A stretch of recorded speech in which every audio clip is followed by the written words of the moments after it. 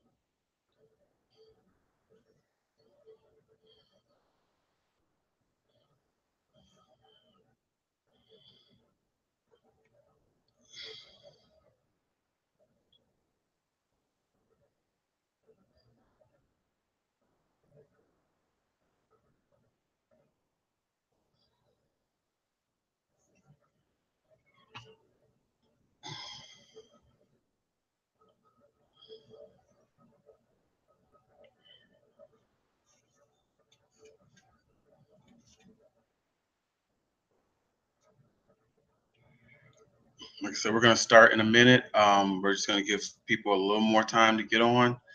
Um, well, it's 9:05, so we're going to start the little web training now.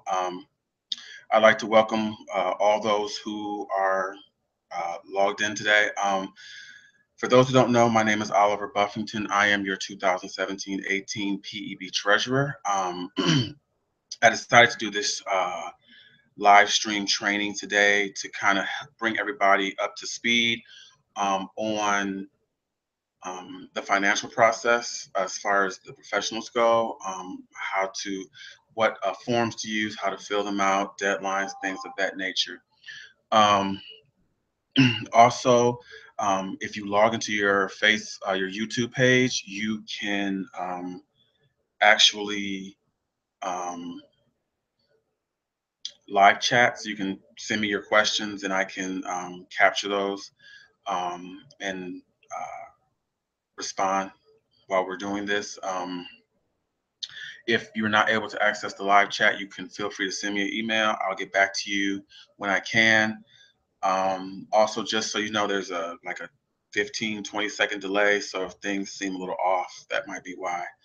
Also, if you have any questions, feel free. My email is pebtreasurer@nsbe.org. So if you have any questions, feel free to shoot me an email anytime. So with that being said, we will start the presentation.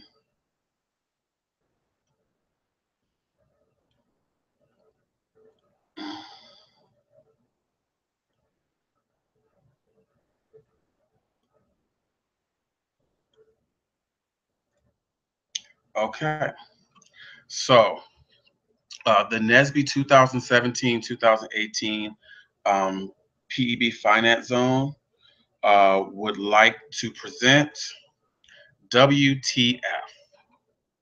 Welcome to Finance. So tonight we're going to discuss, this should probably take about 45 to 50 minutes. Tonight we're going to discuss important deadlines, the submittal process, reading your budget, the different forms you're going to be using, supporting documents, request, contracts, online portal, and bill.com. So first we're going to go into our important deadlines. For the fiscal year, our fiscal year is August 1st to July 31st. So next month is the last month for our 2016-17 budget, and then we jump into the 17-18 budget August 1st. This is something new, starting the 10th of each month of intent of expenditures or IOEs, travel authorizations, and rooming lists will now be due. Um, that is due to the fact that on the 15th, my information is due to the financial controller. So to give me time to review what you guys submit and also to uh, fill out what I have to submit, now everything's going to be due on the 10th. So that way I have time to kick it back to you, get corrections, and send it to the financial controller. Um, Now, remember, I just want to remind you that all of this is coming from the 2016 financial policy. This is not stuff that I made up. This is part of the financial policy. If you want a copy of that, once again, shoot me an email. I'll definitely get that to you. So requests for reimbursements are due 7 days from the date of purchase. If it's not submitted after that 7 days, you forfeit your right to a reimbursement, unless you have a good reason why it wasn't submitted in those 7 days. Once again, this is the financial policy. Um, so I'll try and do my best to remind you that, hey, you have a reimbursement, get it to me by this date. For meetings, conferences, conventions, and IOEs, travel authorization. Well, I'm sorry. Okay, for meetings, conferences, and conventions, IOEs, travel authorizations, and rooming lists are due 45 days prior to the meeting. So if there's an RLC, a board meeting, FRC, PDC, national convention, 45 days from that date, you need to submit your IOEs, your travel authorization, and your rooming list. If it's not within that 45, if it's after that 45-day mark, you could be subjected to rejection of of your travel and rooming. So just putting that out there. Um, for meetings, meeting request forms, uh, those are due 60 days prior to the event. So if you're planning a board meeting, a conference, convention, you need to have that filled out. Well, that will be filled out by me, so you need to contact me so I can get the information, like the number of rooms you'll need for accommodations, the meeting rooms you'll need, AV, food and beverage, things of that nature. I'll get that from you, and then we'll submit that to the financial controller, and that will go to WHQ so they can start um, negotiations and getting that stuff reserved for your meeting. Next is budget modifications.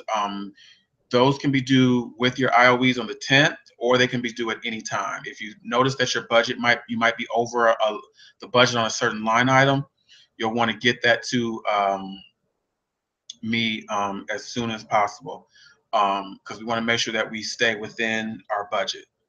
But also budget modifications, that will also be filled out by me. So just let me know. And this is more pertains to the regional professional treasurers. Now we're going to move on to the submittal process.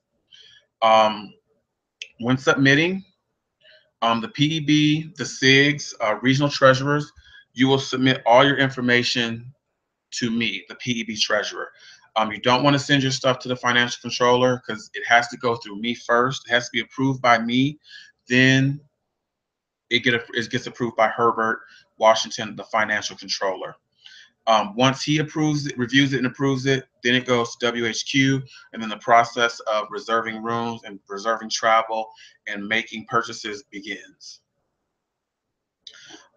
Reading your budget and your financials.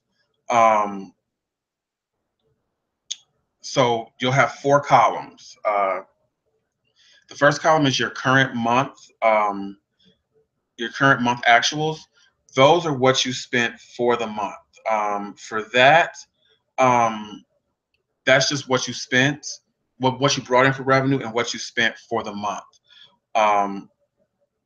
The next column is your year-to-date actuals. That is your most important column. That's what you want to look at. That shows to date what you brought in as revenue and what you spent. If you look at the yellow under the revenue line, that shows what was brought in. Down at the bottom in the second yellow circle, that is your total expenses. And beneath that is your change in assets. That change in assets shows what you have left remaining to spend from your budget. If it's a positive, the money's there. If it's a negative, then you have no money to spend, and you need to either find funds to raise, or you won't be able to do anything. So just keep that in mind when you're looking at your monthly financials or your budget. Next to that, in the orange, that is your total budget. That is what was estimated as your revenue and your benefit and your expenses for the year. That is not significant of what you have. That just shows what you estimated what you're bringing in, what you're spending for the year. And as far as expenses goes, it kind of shows what the maximum you're allowed to spend in each line item. And then the final column, amount remaining, that is the amount that you have left to bring in to spend to reach your total budget. So that's kind of how you'll read your financials and your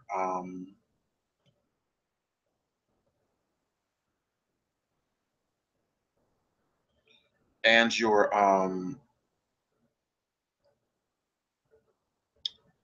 budget. Um, let's see. Next, also with your budget and your monthly financials. So to the left, what you see from our previous page is that you'll see your line items and your cost codes that go with those line items. Every action has or expense has a line item and a description. So you want to know what you're doing. So if you're a SIG, say public policy, you want to get supplies. Down here at the bottom, you'll find your SIG, your supplies, and your line item. Or if it's fall regional conference and you're going to support and you need travel and accommodations, you'll find FRC, you'll find route travel and accommodations. These are your line items. This is what you want to use when filling out your IOE, your travel authorization, and your rooming list. If you aren't sure what those are, feel free to contact me. If it's a regional board, contact your regional treasurer, and we'll help you figure out what your line item is and your cost code. But please let me know prior to the due date so that way we can get it to you in a timely manner, because we want to prevent being submissions without line items and cost codes, because then that extends the review process, and we want to kind of cut that down so we can get things done in a timely manner and more efficiently. So now we're going to move into our forms. The first form that we have is intent of expenditures, or you'll hear a lot IOEs. These are going to be your summaries of what you plan to spend either for an event or for the month. First, we're going to cover your file description. For each file, you're going to have a set format, and you want to follow that format. So one, you want to put your budget. If you're PEB, just put PEB. If you're a region, put your region number, PEB. If you're a SIG, we can put PEB dash whatever your SIG is or your special interest group. And then that will let me know where I'll be looking when it comes to review stuff. If it's a monthly IOE, you just need to put the month. If you're doing a road show, or an event, that can go in your summary, but that will also go on your travel authorization and your rooming list. If it's an event, then you'll want to put the event. So RLC, board meeting, national convention, that's when you want to put an event. But if it's for your monthly IOE, just put June or July, and that's all you need. This helps putting things in order when I receive it to kind of itemize stuff. So when you put your region or your budget at the end versus the beginning, then I have to search for stuff. So it kind of makes it easier for me to kind of keep track of everything. For a requester, you'll put your name. Whoever's filling it out, you'll put your name. You also want to put your position. I didn't do that here, but you want to put your position. So if you're the director of a SIG, if you're the regional treasurer, just put that information in. As far as date goes, make sure you put either the date that you're submitting or prior. If it's the date after, then once again, you're subjected to being rejected. And make sure you put your budget on there. Make sure your budget on the form matches your description, your file description. If not, you could be it can cause confusion, and you could be subjected to having it kicked back to you, and then we'll have to start over. Moving over to transaction dates, for me, I always put my transaction date and my submittal date as the same, and my transaction end date, I usually, if it's for like a monthly IOE, I usually put 2 weeks after the end of the month, just in case closeout costs come afterwards. Same thing for an event. The day after the event is the ending date of that event. You probably want to go 2 or 3 weeks as your transaction end date to make sure that any type of closing costs that need to be paid out do get paid out.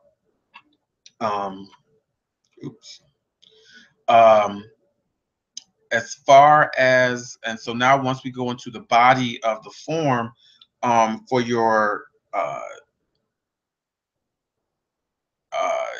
regional accommodations, for your regional I'm sorry, for your accommodations and travel for your event, just to let you know that you only have to summarize your amounts. You don't have to itemize each individual person. That's something you'll do on the travel authorization and the rooming list. But here on your IOE, for our example here, we use regional transition meeting accommodations. We sum up the total of everybody's accommodations for your quantity. You know, I mean, we're all engineers. It's simple. The number of rooms times the number of nights equals your quantity, your unit per night, your dollar amount per night, and then also your total.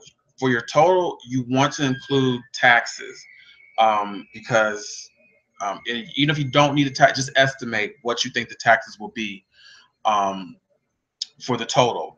For payee, you want to make sure you put the hotel name down. More information for the hotel will be placed on the rooming list, but for now, just put the hotel that will be paid out. The money will be paid out to. For travel authorizations, once again, you want to put your quantity for the number of people who will be traveling. All you got to do is just put travel. You can either put a dollar amount, dollar per unit in or not, but you want make sure you want to put your total in, and you want to make sure you total out. You want to include taxes for your total travel. For payee, you can either I usually put airline or I just put nothing at all because we know who that's going to be paid out to.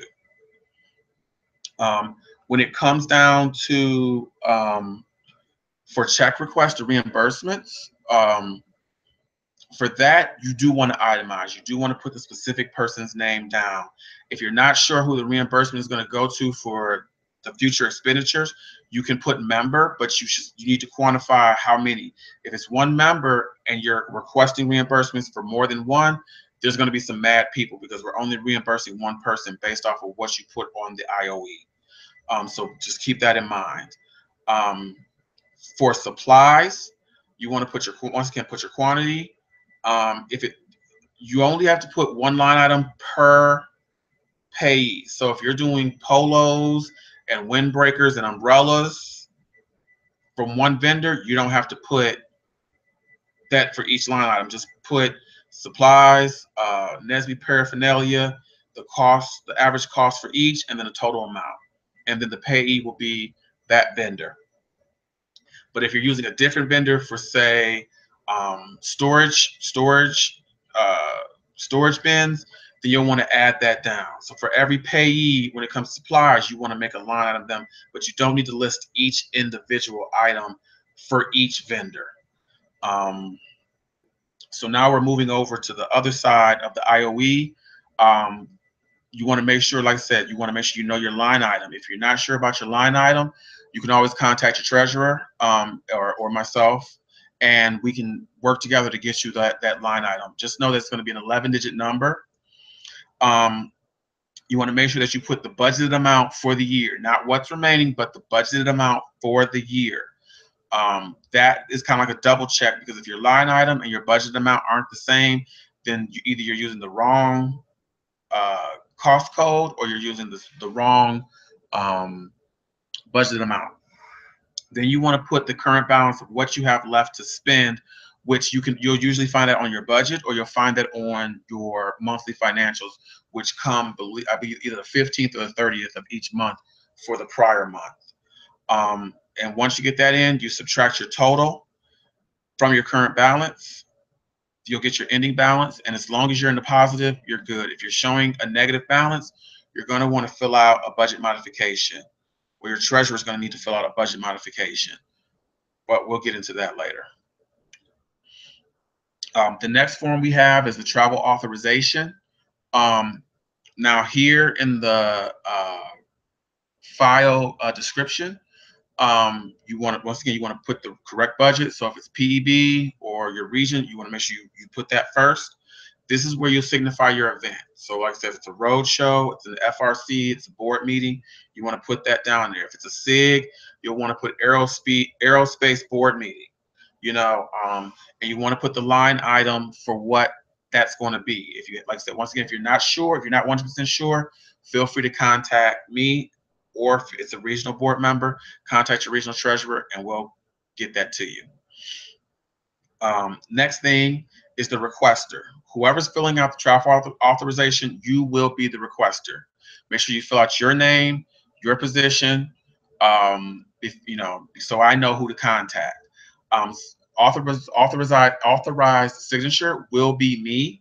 So you'll leave that blank, and you want to make sure you want to put your travel event. So if you're doing like a Boston road show, Boston chapter road show, uh, Detroit Professionals road show. You want to put that down there. And then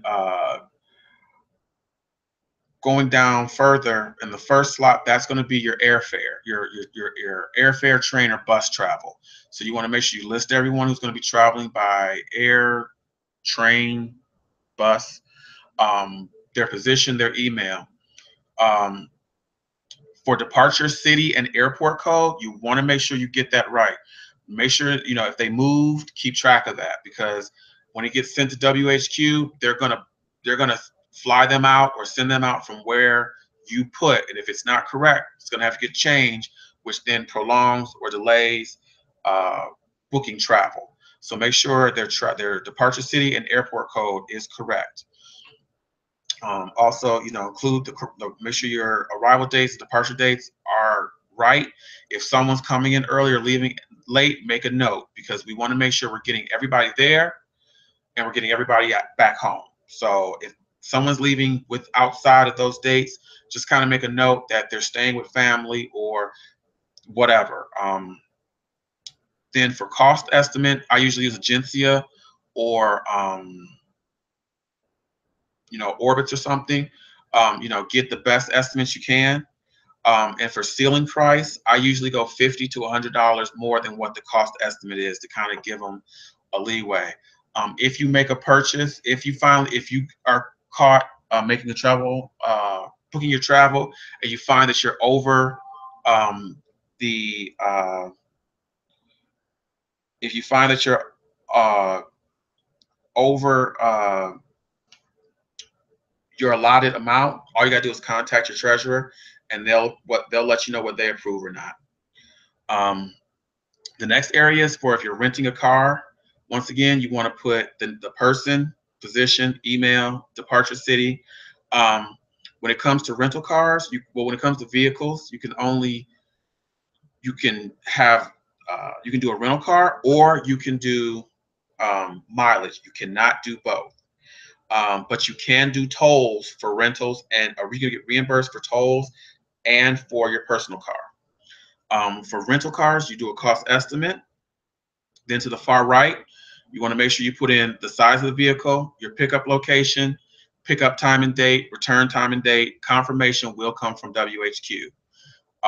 For your personal vehicle, once again, you want to list the person who's driving, position, email, departure city, miles. You want to put their miles in one way, any tolls. As of right now, the reimbursement for mileage is 14 cents a mile, since we are considered volunteers. We will not be at the 53.5 cents per mile rate. That is for only employees. I am currently in the process. I will be talking with a few folks to see if we can probably get that raised to an average between the two, but I wouldn't count on that just yet. And if someone is riding with someone who is renting a car or using a personal car, make sure you list them so we can account for everyone. Up here for submittal date, once again, you either want to list it as a due date or prior. Anything after, you're subjected to rejection. You want to make sure that your cost center code here matches what you have in your description. If it doesn't, causes confusion, could get kicked back.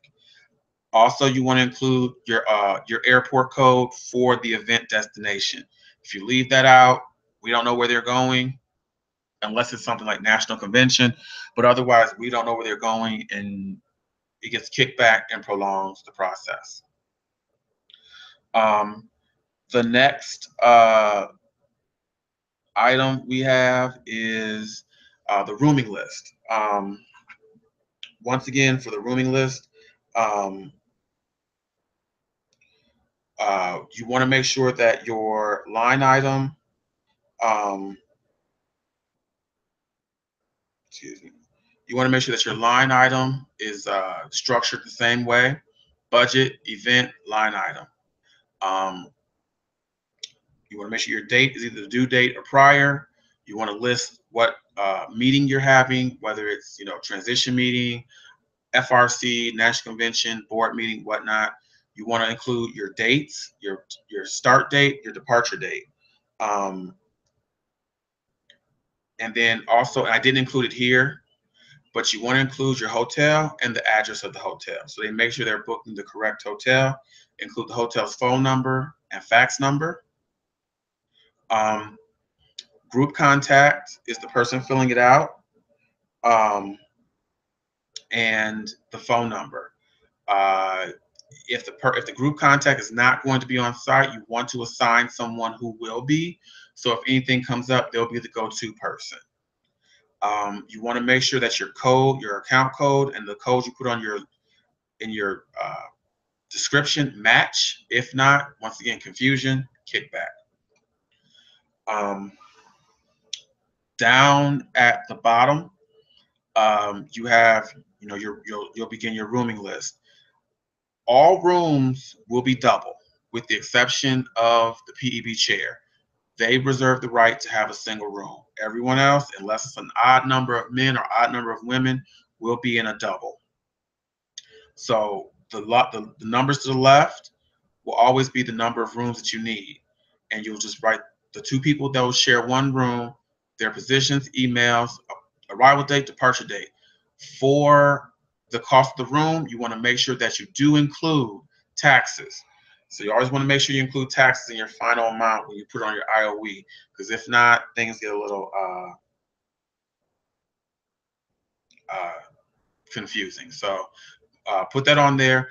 If you are using a different cost code for someone's room, you have the option to put that there, but everyone should be coming out of the same cost code. The next form that we have is the budget modification. For that, all you have to put on is which budget you will be modifying. But once again, this is for the regional treasurers and myself. So if we have any regional treasurers on who are new, you'll be filling out this form. You always want to make sure that you're not going over your budget. You're not going over the budget set for your line item. If you feel that you're going to be going over, once again, fill out your budget modification. Your name, department is going to be your board, email, position, phone number. Know your account code and your description. If they're different, it's gonna cause an issue. So make sure those align. You want to put down your budget amount for what was budgeted for the year. For your transfer amount, the amount you want to transfer. So remember, if you're removing money, it's going to be a negative. If you're putting money in, it's going to be a positive. And then your new balance is going to be whatever you took out minus your current balance. So if your current balance is less than the budget, you're going to go off of that. If it is the budget, that's what it's going to be. You can take two line items. You can take the money from two line items, and you can add them to one. But at the end, you want to make sure where it says net change is 0. So if you have a negative or a positive, your math or your numbers up top are incorrect, and you need to go back and correct something. But your net change should always be 0. And for purpose of modification, you always want to give a reason why you are doing a budget modification. Because you want to have justification. Now we're going to move on to supporting documents. So supporting documents are really what you use for payment or reimbursement. So if you're doing a reimbursement, if you can scan all your receipts on one file. You want to make sure that you list your name, the dates. So make sure that there's a date for the receipts showing you're within your 7 days. The line item that these are going to be paid from, and then you want to highlight the amounts of the receipts. Do you want to also you're going to want to upload your supporting documents as a PDF, but I'll explain that later. Also, you can use invoices, itemized invoices for reimbursements or payments. Those are accessible as well. If you're doing mileage for reimbursement, you want to show a map from your starting point to your end point. And that signifies your distance. So here, the example, we're going 274 miles. So you multiply that by 2 times 14, you're going to get your reimbursement for mileage amount. this is what you want to include when you're trying to get reimbursed for mileage. Um, if you end up purchasing a rental car on your own, just get the receipt of what you paid, and once again, that will be justified for your supporting document. Now we're going to go into our contracts and requests. Anytime you are working with a vendor, hotel, etc., a contract needs to be submitted to me for approvals and signatures. That goes for everybody. We are not allowed to sign contracts and make deals with people. That has to go through WHQ and be signed by Carl Reed, not by any of us. So if you're working with someone, say get a contract. If they ask you to fill it out, I can give you a template on what to include, and then that gets submitted to me for approval. Goes to Herbert, the financial controller, and then from there goes to WHQ. For meetings, a meeting request form needs to be filled out, which will be filled out by me. And like I said prior, 60 days prior to the meeting date. So that way we can include Rutherford and Associates and whoever, so we can start getting negotiations and get AV, food and beverage, meeting rooms, accommodations. We can get all that stuff set up. So if you are going to have a meeting, and this is more for the SIGs and the regions, just contact me, and we'll get that filled out and sent out immediately for you guys. For vendors, you want to make sure you get 3 quotes for your vendors. Even if you want a specific person, you should get 3 quotes, because those 3 quotes, if someone comes back lower than the person you want, you can use that quote to possibly negotiate and get a lower price for the person that you want.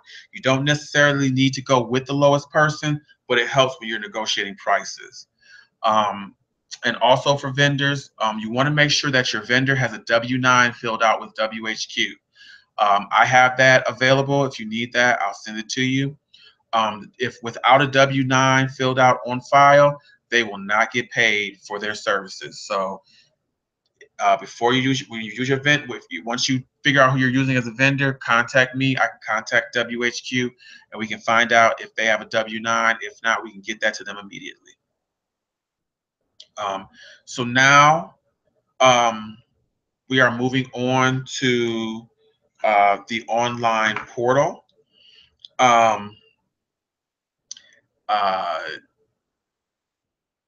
For the online portal now replaces check requests and Amex request forms. We are no longer using those forms. We're going to be using the portal for that. So to access the portal, you want to go to nsbe.org/AP.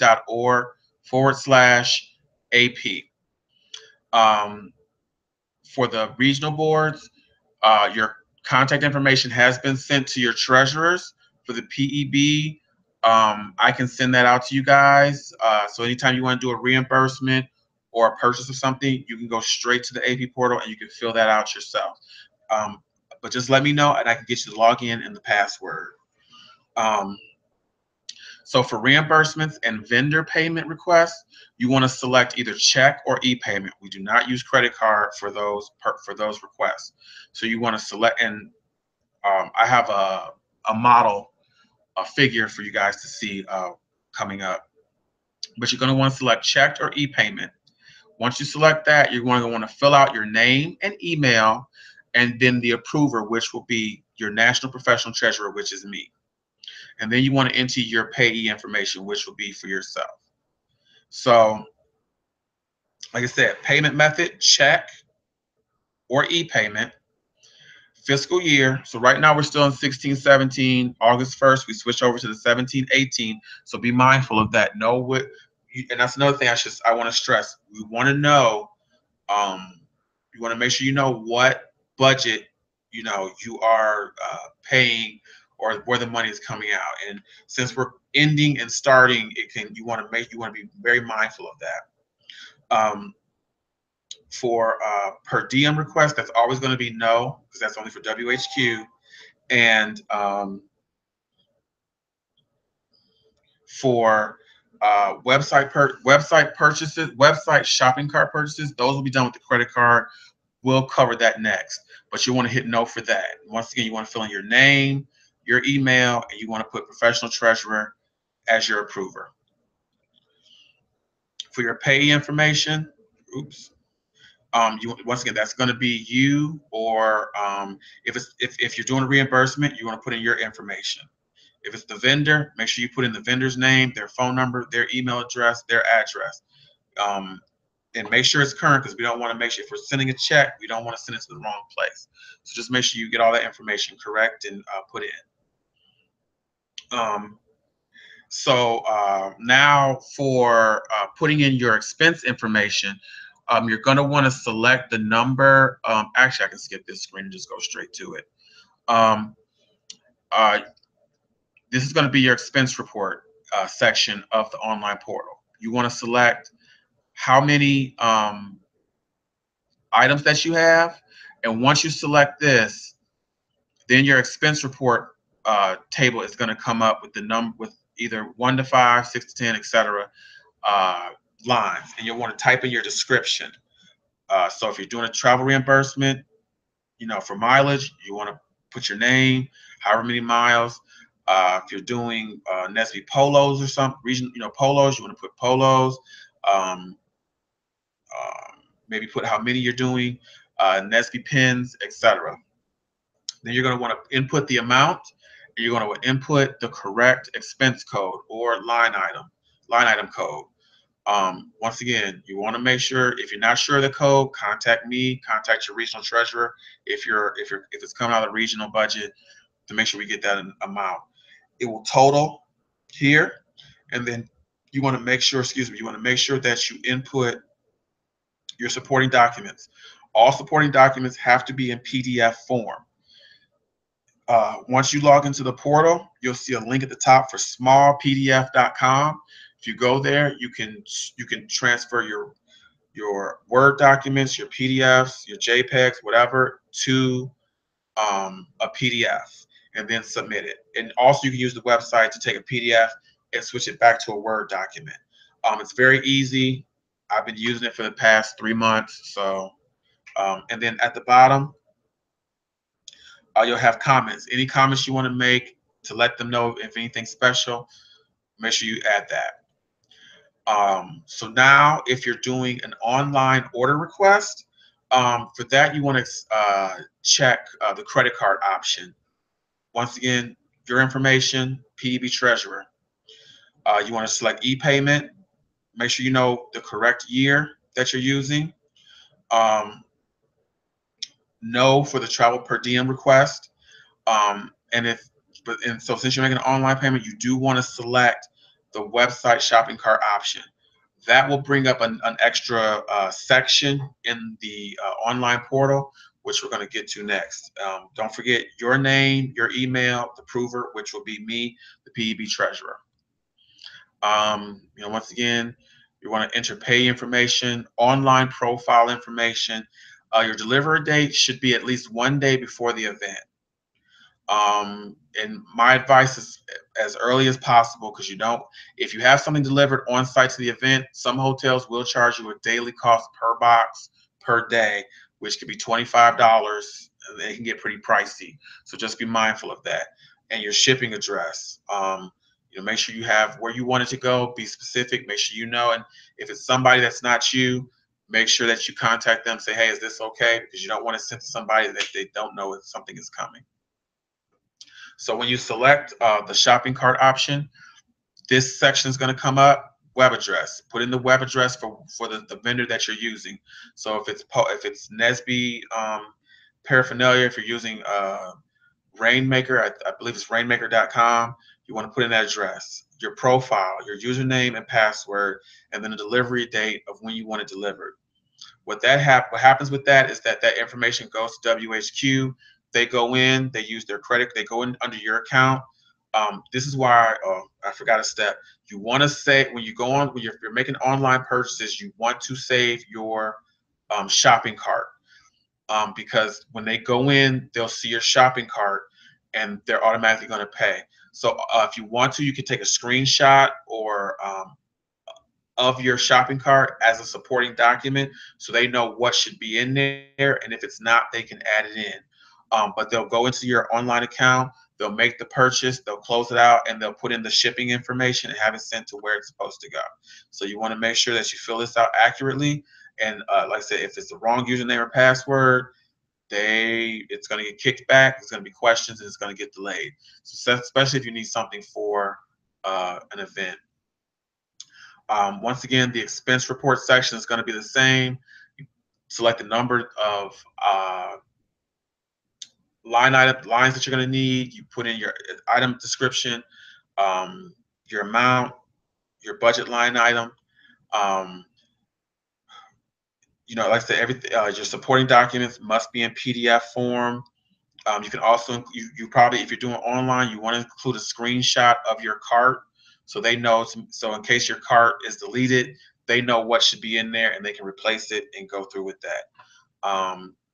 Acceptable documents, itemized receipts, payment invoice, award letter, bank statements, and screenshots of like from your phone are not acceptable as supporting documents. So just be mindful of that. If you're not sure if what you have is a supporting document, just contact me and I can look at it and let you know yay or nay.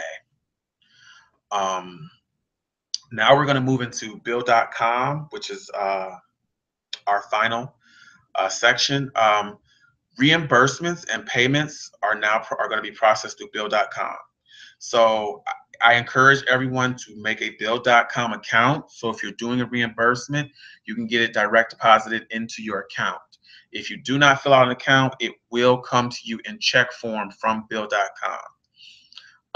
Currently, direct deposit reimbursements take about 5 weeks, and so direct deposits take about 5 weeks, and check reimbursements take 7 weeks. So if you're okay with the 7 weeks, fine. But I encourage everyone to make a bill.com account, put in your bank information. So if you need a reimbursement, it goes directly into your bank account, and you can avoid having to go cash your check. So I believe with all that, that is everything, I believe. Hold on. Stop sharing. Okay. So let me see. So like I said, this presentation has been recorded. So if you guys need to go, if somebody didn't get a chance to this, they can I can send it to them and they can review it later. Um, what else is there? Like I said, if you have any questions, comments, or concerns, I'm seeing the chat right now. Let's see if okay, well, everybody's saying hi and waving. Hi, everybody. Okay. Yeah, you guys will get the slides later. I see your comment, Sheldon. You guys will get I'll send out the slides later to everybody to kind of review for yourself. Let's see. Thanks for the compliment, Crystal. Let's see.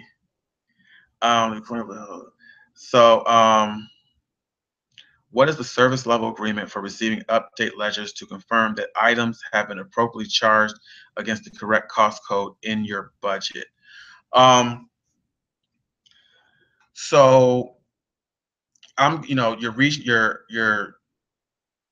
if you find there's a discrepancy in the cost code, I'm sorry, in the financial, in the monthly financials, if you find that there is a discrepancy, kind of point that out, and I can get that to WHQ to get it corrected for the next financial. But really, to make sure that things are, I'm trying to see appropriate charge against.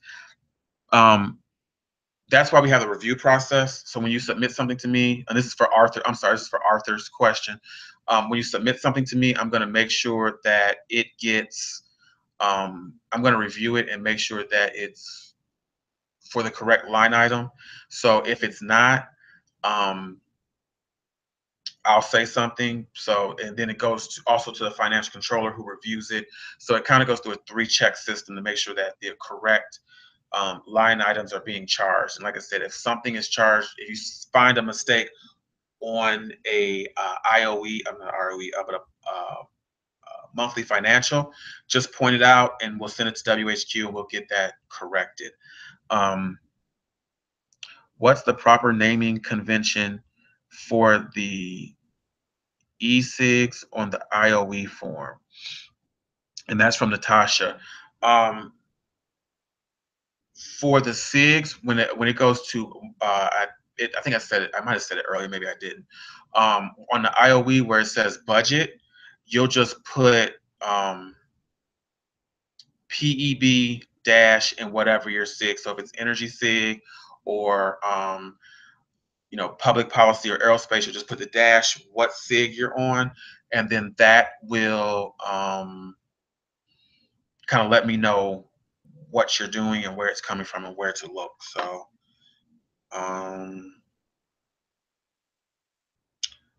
so with that being said, I think we are done. That is all. I don't think there's any more questions. Just trying to see, make sure I go through. Like I said, this has been recorded. So if you have any, if you want to watch this again, if you want to torture yourself and watch this again, um, welcome to. Somebody who ever missed it. They can, contact me. I'll send them the link to it. Let's see, Dr. Howard, when can we get copies of the forms? I have old forms and notice a slight change to IOE. Yeah, Dr. Howard, I will be sending out the most current copy of the forms to everyone. I'll make sure I get that to the SIG directors and their financial coordinators. What else is there? Yeah, I don't see any more questions. But like I said, anybody who's not on can contact me. I can send them the link to this video. They can watch it again and again. Oh, another question. What is the turnaround time for the vendor online payments? That, from the financial policy, it's supposed to be within 20, sorry, 30 business days. So within 30 business days, vendors should be paid once the whole process goes through. And like I said, that's per the the 2016 financial policy. The 2017-18 financial policy, they're still working on it. So once I get that, if anybody wants to review that, I'll be more than happy to send that to you. With that being said, like I said, if you guys have any more questions, feel free to contact me, pebtreasurer@nsbe.org. I will try and get back to you guys as soon as possible. Thank you guys for joining me tonight. Hopefully it was helpful. Hopefully you guys learned a lot. I don't expect you guys to be professionals on this stuff, but at least it gives you a step closer to understanding how things work. So with that being said, you guys have a good night, and I will talk to you guys later.